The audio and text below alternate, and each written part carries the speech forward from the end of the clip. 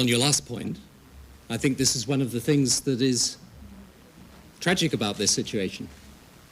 That Saddam plays these games, and we carry on allowing him to play them.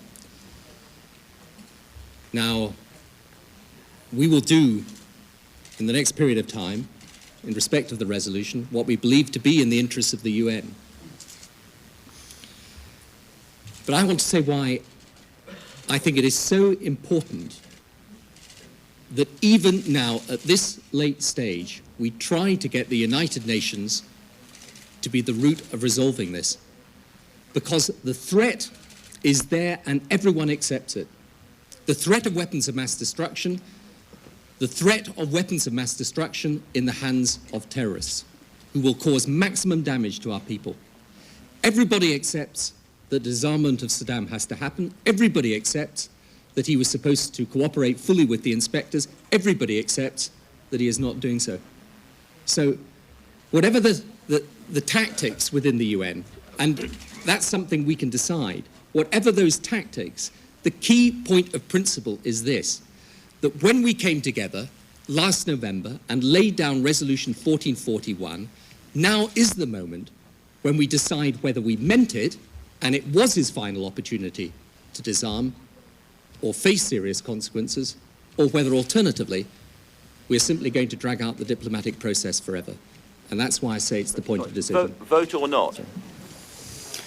I was the guy that said they ought to vote, and one country voted. At least showed their cards, I believe. It's an old Texas expression, show your cards when you're playing poker. France showed their cards.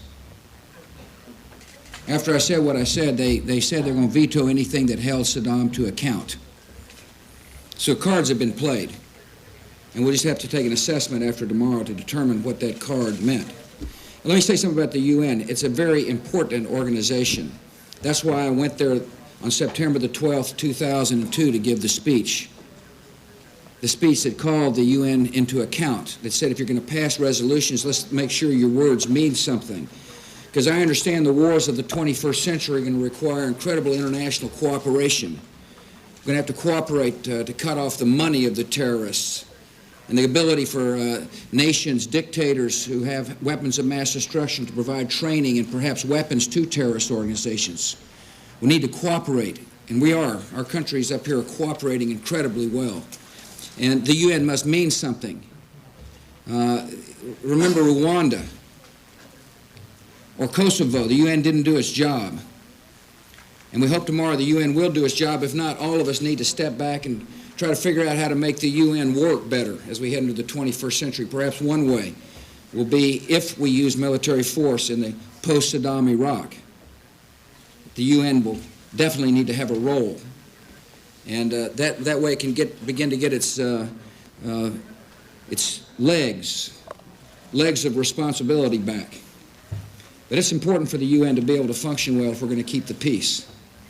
And I will work hard to see to it that, at least from our perspective, that the UN is able to be a responsible body. And when it says something, it means it, for the sake of peace and for the sake of the security and for the capacity to win the first war of the 21st century, which is the war against terrorism and weapons of mass destruction in the hands of dictators.